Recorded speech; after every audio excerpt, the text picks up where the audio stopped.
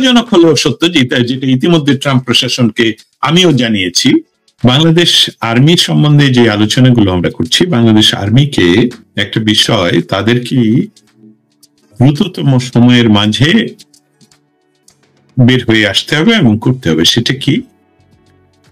Volker Turk অনধিকার বা আইন লঙ্ঘন করে যে কাজটি করেছেন, বাংলাদেশ আর্মিকে ফোন করে বলেছেন যে আপনারা বাংলাদেশের মানুষের শান্তি রক্ষার কাজে যদি ব্যবহৃত হন তাহলে আন্তর্জাতিক শান্তি রক্ষায় আপনারা যেতে পারবেন।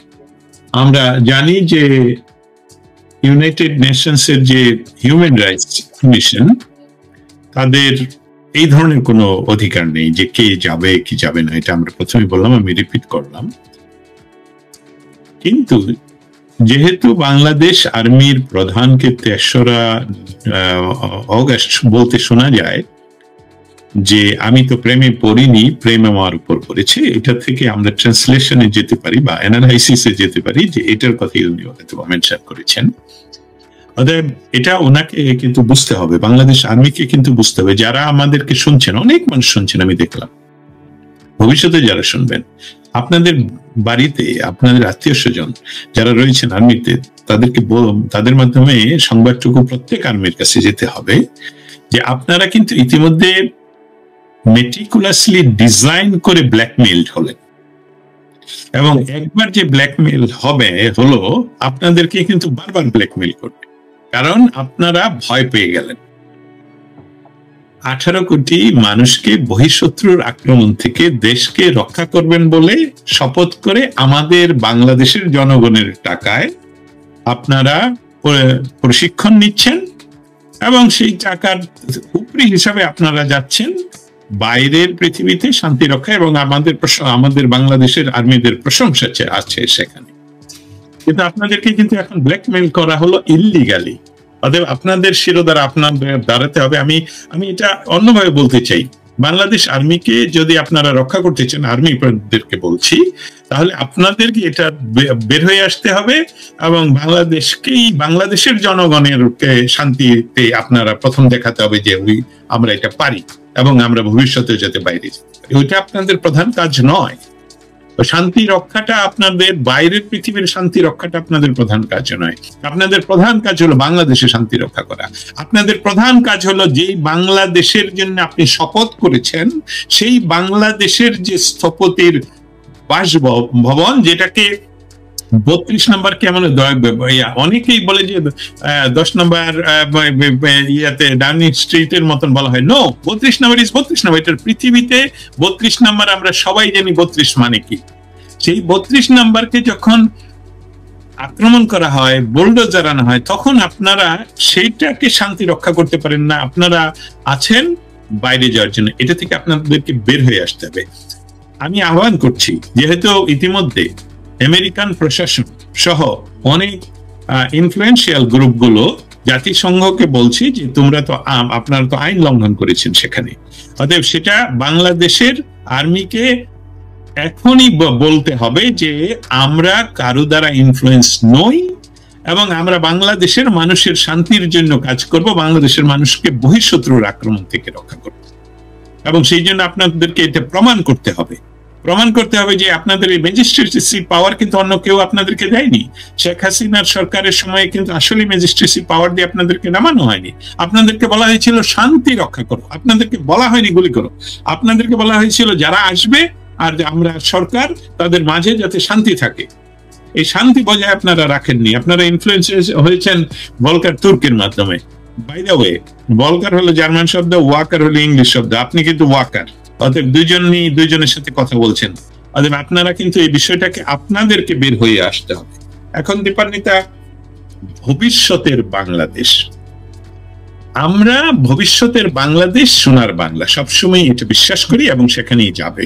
কিন্তু গত দীর্ঘ সময় ধরে বাংলাদেশের গত যে সরকারকে হটিয়ে দেওয়া হলো, বলবো মানে হটিয়ে দেওয়া, জোর করে ক্ষমতাটা দখল করা হলো, সেই সরকারের হস্তক্ষেপে বা তাদের কাজে বাংলাদেশের প্রায় সকল সন্ত্রাসীরা, উগ্রবাদীরা জেলে ছিলেন। আপনারা জানেন জুলাই মাসে নরসিংদীর জেল ভেঙে সবাইকে বের করে নিয়ে যাওয়া। ডক্টর ইউনূস এসে তো একদম দরজা খুলে দিলেন একদম সবাই। এর জন্য যারা রেপিস্ট তারা এখন রেপ করছে, যারা খুনি তারা খুন করছে, যারা ডাকাত তারা ডাকাতি করছে, যারা অন্য মানুষের প্রতিহিংসা জমি দখল করবে তারা জমি দখল করে ওখানে মানসিক হাসপাতাল বানাচ্ছে।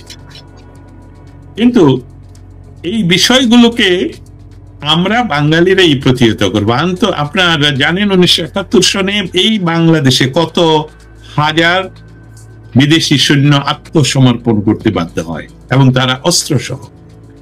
আমরা তো সিভিল ওয়ার চাচ্ছি না, কিন্তু একটা কথা মনে রাখতে হবে, আমি একদম ব্যক্তিগত পর্যায়ে কথাগুলো বলি।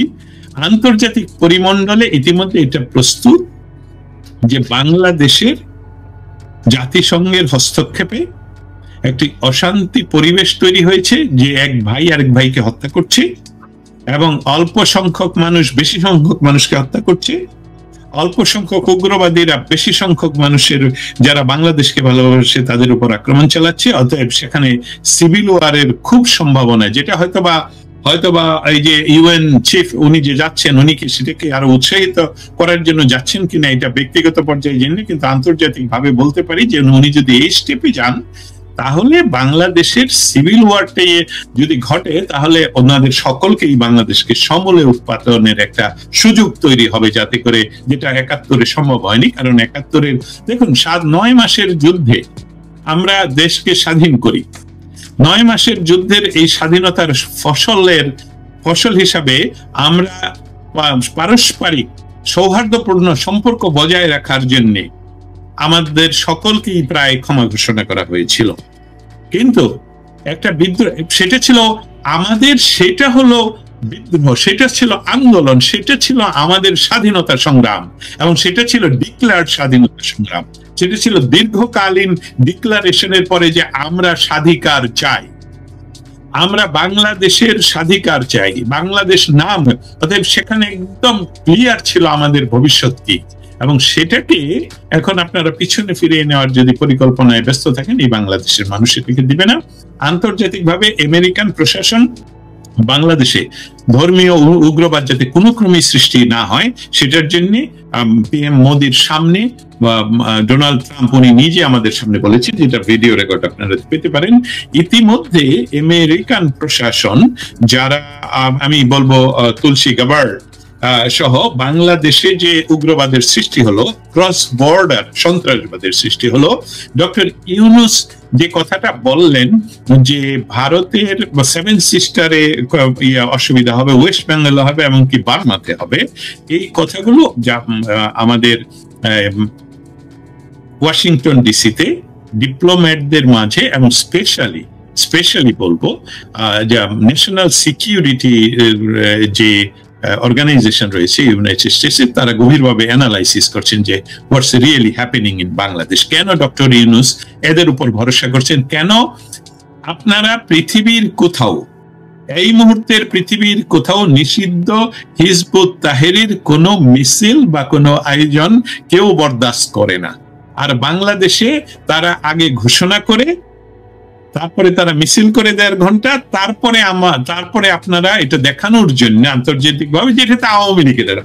আমি খুব অস্থির, মানে কি বলবো, কি একটা বিশ্রী বিষয়। হিজবুত তাহরির আয়োজন নাকি আওয়ামী লীগ করেছে। সমস্ত খারাপ কাজগুলো যখন আয়োজন করেন আপনারা, তাহলে ডেভিল ফান্ড করলেন কোথায়? অতএব হিজবুত তাহরির বাংলাদেশে তারা 2-3 ঘন্টা ব্যাপী সন্ত্রাস চালালো, মিছিল করলো এবং বাংলাদেশকে একটা ইসলামী আন্দোলন, ইসলামী খেলাফত হিসেবে নিয়ে যাওয়ার যে পরিকল্পনা, এটি কিন্তু মার্কিন প্রশাসন গভীরভাবে দেখছে। কারণ পৃথিবীর কোন স্থানে যখনই উগ্রবাদের সৃষ্টি হয় তাদের প্রথম হয় যে মার্কিন ধ্বংস করো, সামথিং লাইক দ্যাট, যেটা একসময় বামপন্থীরা আগে বলতো মার্কিন সাম্রাজ্যবাদ ধ্বংস হোক, বিপদ যাক। আমরাও ছাত্র আন্দোলনের সময় এইসবগুলো বলেছি।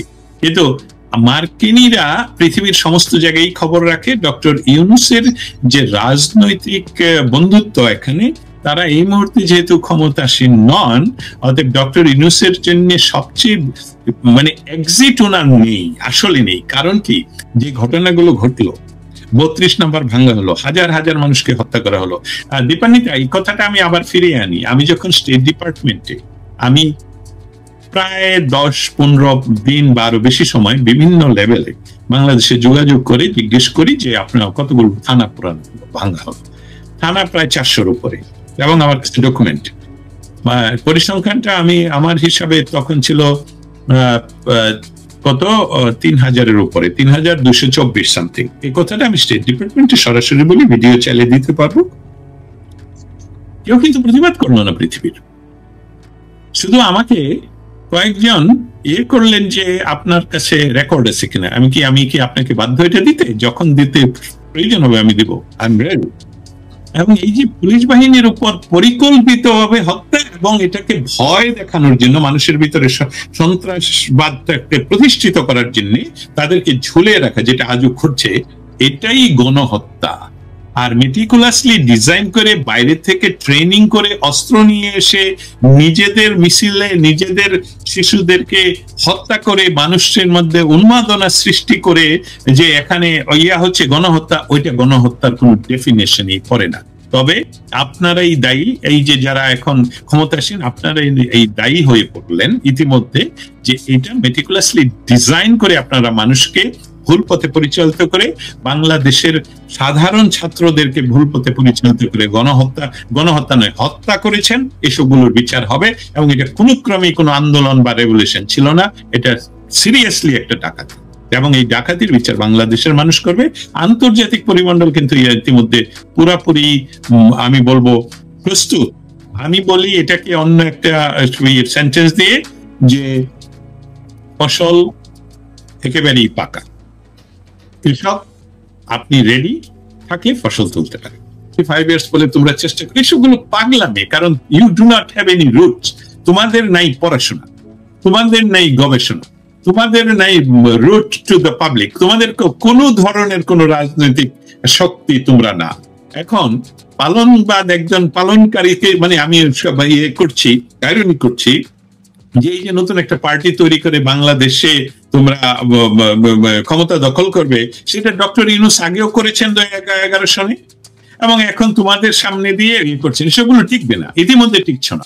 অতএব সময় হয়ে গেছে যে সমস্ত কিছু ছেড়ে দিয়ে, তারপরেও যেটা মামুন ভাই কালকেই বলেছেন, যে বিচার তোমাদের হবেই, বাংলার মানুষ তোমাদের বিচার করবে, এবং সেই বিচার, এটা জাস্টিস তোমাদেরকে নিতেই হবে, এটাই হবে স্বাভাবিক। কিন্তু আন্তর্জাতিক পরিস্থিতিতে উনি কেন যাচ্ছেন? অ্যান্টোনিও গুটেরেস যাচ্ছেন নিজেকে রক্ষা করার জন্য, এবং ডক্টর ইউনূসের সাথে যেহেতু ওনার ব্যক্তিগত সম্পর্ক রয়ে গেছে, আমি আগেই বুঝেছি, বললাম এটা, সেটার একটা ডক্টর ইউনূস এখন যে কাজটি করেন, উনি ফেক হাসি দিয়ে পারছেন না ডোনাল্ড ট্রাম্পের সাথে আসতে, কিন্তু পৃথিবীর অন্যান্য জায়গায় উনি নিজে, আমাদের বাংলাদেশের মানুষের টাকা খরচ করে উনি বিভিন্ন দেশ ভ্রমণ করছেন, এবং ফেক হাসি দিয়ে হ্যান্ডশেক করছেন। যারা করতে চাচ্ছেন, এরকম বহু ছবি আসে, জোরাজোরি করে হ্যান্ডশেক করে উনি ছবি পাঠাচ্ছেন জনগণকে ধোঁকা দেওয়ার জন্য, যে আমার কাছে সবই কন্ট্রোল আছে। অতএব এই যে উনি বাংলাদেশে যাচ্ছেন, এটা শুধুই দুই পক্ষের জন্য। তারা যে দুই পক্ষ যারা মেটিকুলাসলি ডিজাইন করে বাংলাদেশকে অশান্তিতে ভরে দিলেন, তাদের জন্য। আর জাতিসংঘকেও দেখাতে হবে যে ইউরোপ থেকে ফান্ডিং পাওয়ার জন্য, বিভিন্ন জায়গা থেকে ফান্ডিং পাওয়ার জন্য, এই বিষয়টা ধরে রাখার জন্য। আমি শেষ করবো আরেকটা লাইন, লম্বা বলে ফেলছি, আরেকটা লাইন বলে, আমাদের কিন্তু মনে রাখতে হবে একটা বাস্তব ইনফরমেশন। এটা জানি, সবাই আমরা জানি, ইউরোপ ইতিমধ্যে বহু বছর, আমি ইউরোপে 18 বছর বসবাস করি ফিজিক্যালি, দীর্ঘ 18 বছর।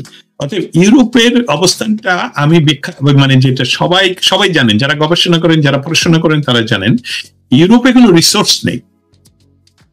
ইউরোপ যেহেতু সভ্য এবং একটা সিস্টেম কাজ করে গণতান্ত্রিক, সেই জন্য ইউরোপ পৃথিবীর সমস্ত জায়গা থেকে রিসোর্স হয় জোরে, না হয় ডিপ্লোমেসি করে, না হয় দখল করে তারা রিসোর্স। এবং আমেরিকার রিসোর্স যদি বন্ধ করে দেয়, রাশিয়ার রিসোর্স বন্ধ করে দেয়, ইউরোপ বন্ধ করে ডুবে যাবে আগামীকাল সকালবেলায়। এই কথা আমি যে সত্য বলছি না, এটা চ্যালেঞ্জ করে বললাম যে আপনারা মিথ্যা প্রমাণ করেন। ইউরোপ সম্পূর্ণ রিসোর্সহীন।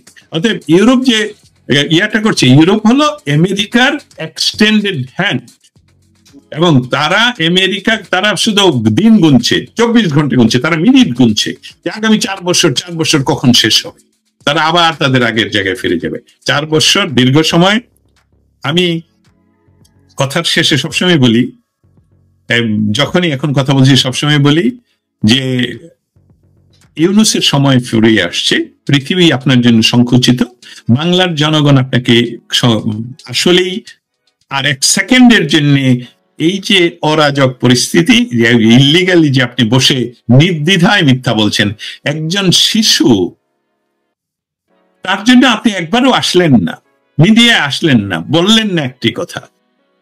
32 নম্বরের কথা তো বললামই না। তাদের বাংলাদেশের একটি শিশুর এত বড়, আমি শব্দগুলোই বলতে পারছি না, আমি স্ক্রল করতে পারি না ইয়াতে, ফেসবুক, সামাজিক মাধ্যম।